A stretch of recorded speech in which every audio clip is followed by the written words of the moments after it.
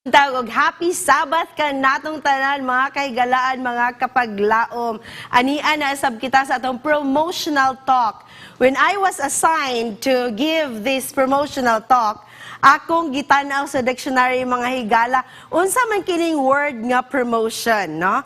Ang ingon sa dictionary, this is an activity that supports or provide active encouragement for the furtherance of a cause, venture, or aim. Or another meaning niya is the publication of a product, organization, or venture so as to increase sales or public awareness. So sa ato pa mga higala, mga kapaglaom, tuguti ako ni ining takna sa kamuntagon, ining adlaw Sabado, nga mamaligya sa inyo mga Pinoy-anan. Ang akong ibaligya karon tungod kay mag-promote ko. Maghatag ko og promotion. If you are going to open your door, siguro nimo nuktok sa imong Pinoy-anan na maingon nga, "Ma'am, na ako'y promo karon. Pwede ba ta mag-istorya?" Ang ako pong hangyo kaninyo karong kabuntagon mga higala, ma'am, sir, brothers, sisters, ate, kuya, nanay, tatay, lolo, lola, mama, papa, pwede ba ko manuktok sa inyo mga kasing-kasing aron na ako'y product nga ibaligya kaninyo? What is this product? This product is called godly legacy. Unsa man kining godly legacy? If you're going to look at the dictionary, legacy means inheritance. Or ang imong last will, o ang imong mga gibilin, ang imong mga kabtangan. When we talk about inheritance, muna siya mga kabtangan nga imong ibilin sa imong pamilya, or imong mga suod nga higala, or anyone nga dear kayo sa imong kasing-kasing inheritance. But when we talk about godly inheritance, we are talking about moral inheritance. Ang imong gikabilin, ang imong pwede mabilin sa imong komunidad, sa imong church, o sa imong mismo nga pamilya. That is why mga kagalaan, ang uban no, na sila ginatawag junior, the second, the third, the fourth, nga ngalan sa ilang papa, aron nga madumduman sa mga henerasyon nga musunod ang pangalan, ang mga tatak, label nga naka-attach ni ini nga pangalan. How do you want to be remembered? Ang akong mama o papa, I'm sure, kamong tanan, no? Kita tanan mga anak, naatay mga ginikanan, or kamong mismo mga ginikanan, na always ninyo gi-inculcate sa inyong mga kabataan, nga ang inyong mabilin sa ilaa, adunay mga habits or mga values nga inyong gibilin kanila. Ang akong mama o papa, mo ni permi ang ilang ginaingon sa ako ang pingi ang imong ngalan, we do not have any treasures in this world. We don't have any huge bank accounts. We don't have any property that cost millions or maybe mansions, but only your name, only our name. Ang pingi ang imong pangalan, maura na ang among mabilin kaninyo among mga kabataan. All the time, my parents will always remind me how precious the name should be. It should be valued.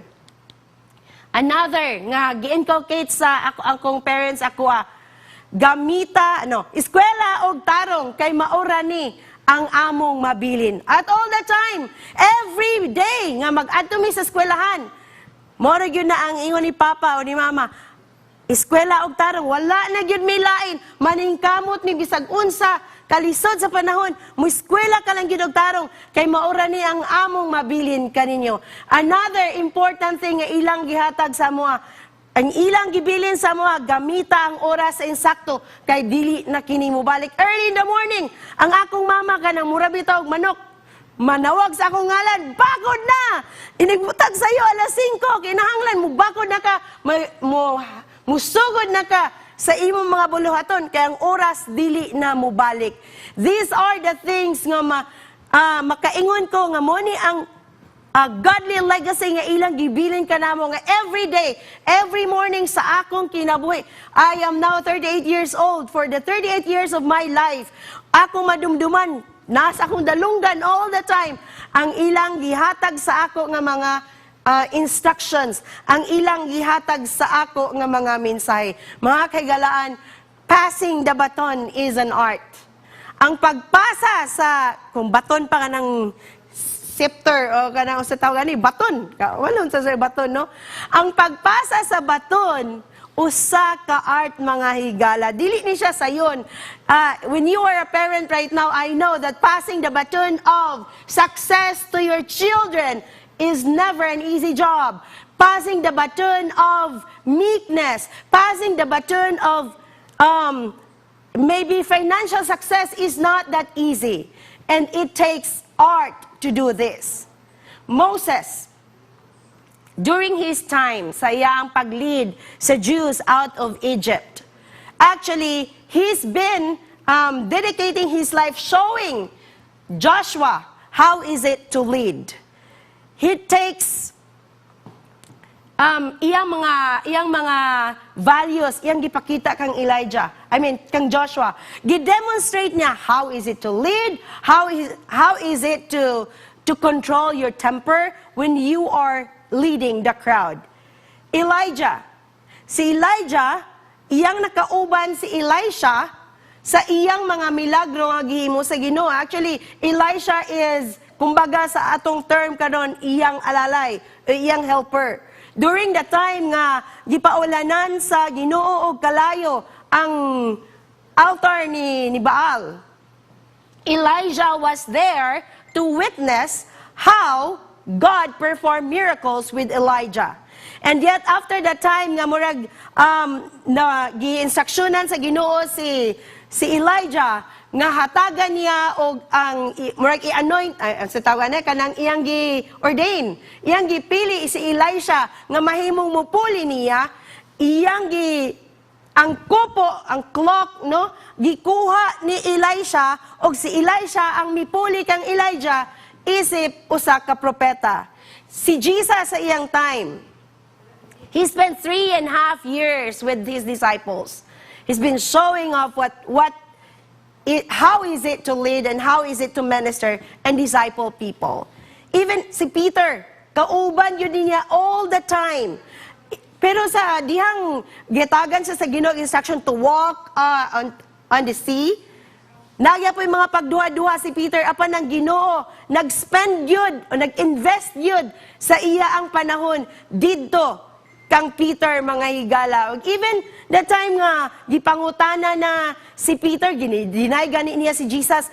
Pero even gyapon nila mga higala, si Jesus naggamit kang Peter og sa dihang nabanaw si Jesus, siya nagpakita kang Pedro og si Pedro nito kaniya og ang passion og power sa Ginoo nakuha ni Peter mga higala. So passing the baton is an art. And Christ's ministry was spent passing the torch. Kung imong tan-awon gikan sa mga stories sa Bible, no, gapasa gyud ang Ginoo og mga responsibility. I would like to ask you now, mga higala, what kind of work do you pass on to your family, to the generation next to you, to the people behind you? Look behind you. Who is following your steps? Are you equipping someone today to continue the task that you do when you will be gone? Si Ray McAllister, mga higala, usa ni siya ka member sa Semectech Scholars, a group of 3 blind person nga nag-create og Braille code para sa ancient biblical languages. 36 years old ni siya, a licensed massage therapist, og naani siya sa Andrews University. Og na-awardan ni sila mga higala og Dr. Bulletin Award. Usa sa federation, usa sa mga circles sa Nobel Prize, Nobel Peace Prize of Blindness. Unsa man kining Nobel Prize? When we say Nobel Prize, gani diri sa Pilipinas mga higala, no, bago lang yun tamurag gubot kayong social media aning Nobel Prize, and you know what happened, and you know kinsay na awardan nganong dunay naka-create og noise sa social media o sa mga netizens mga higala. So the Nobel Prize is considered one of the most recognizable and prestigious awards honoring men and women from all over the world for outstanding achievements achievements in different fields. Pero kabalo ba mo mga higala unsay sinugdanan ining Nobel Peace Prize? Kini nga tao mga higala ang sinugdanan, nganong nahimong sinugdanan, nga unsay nahitabo, unsa ang iyang story. This is the story of Alfred Nobel. Si Alfred Nobel, usa ka inventor sa dynamite.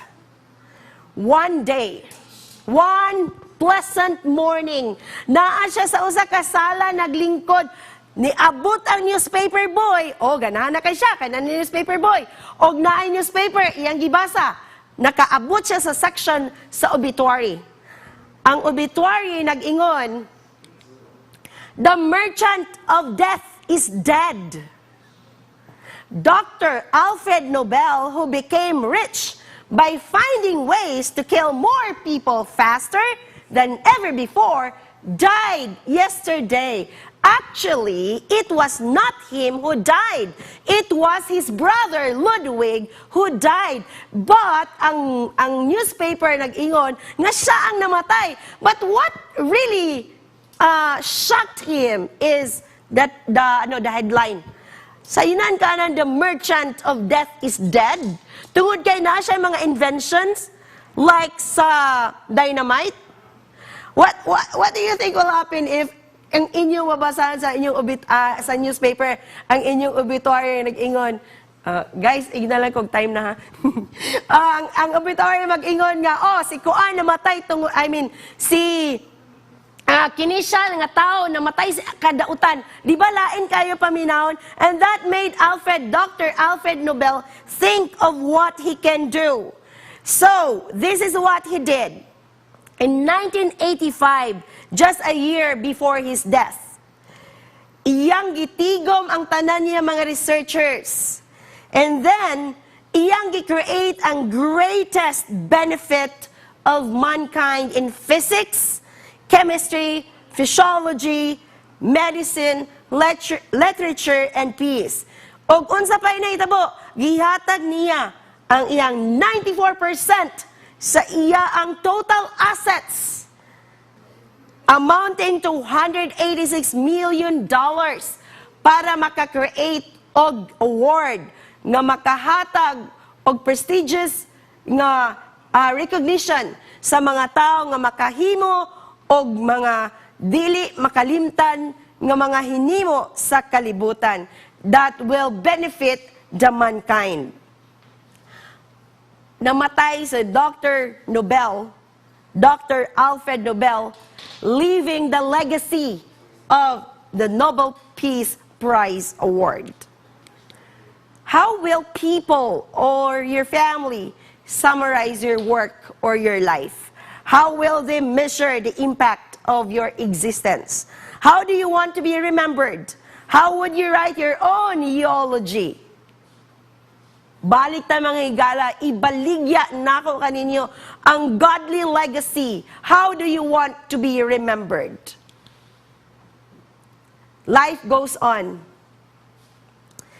And all of us will ultimately mga wala rata sa eksena, mga tiguang, mawagtangan tagngipon, or mawala ta kay balo unsay mahitabo. Wa ta makaybalo unsay mahitabo sa unahan. New generations come and old ones go. Great visions and passion lose their appeal and disappear as a result of intergenerational change. Ang uso sa 2021, 2022, dili na unya uso sa 2040. Ang effective sa 2014, dili na effective today. After a couple of generations, few people will know we even existed. The fact is, the most of what we do will not last. Things we cherish will ultimately perish with the using. Unless kung kita magabilin og mga panulundon, samtang kita abdik pa. It is time to think about what sort of impact you will leave to others. Unsang paagi nga gusto nimo madumduman ang imong pangalan.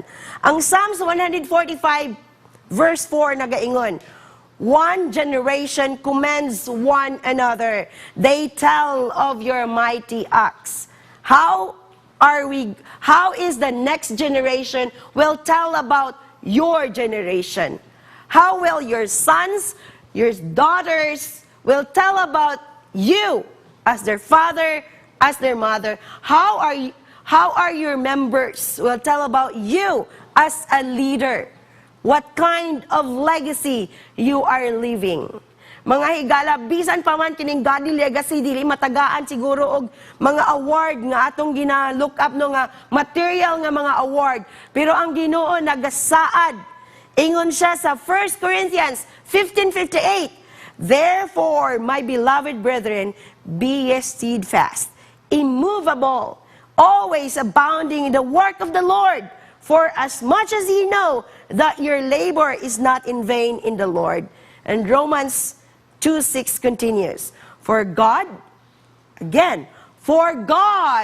will reward each of us according to what we have done. Mga higala, ang akong gibaligya karon kaninyo is ang ginatawag nga godly legacy. Hinaot mga higala nga mupalit ka mo niini o ibutang kininyo, gamita ka ninyo sa matag adlaw. Ibutang nato sa atong mga kasing-kasing every single day. Matag time nga mugawasta sa atong mga Pinoy-anan. What kind of impact do I have to leave to the people watching me? Am I leaving them the impact of Christ in me? Or I am leaving them the impact on the opposite? I hope na kitang tanan, including me, will continue to work on with that godly legacy sa atong mga kinabuhi. This is my prayer.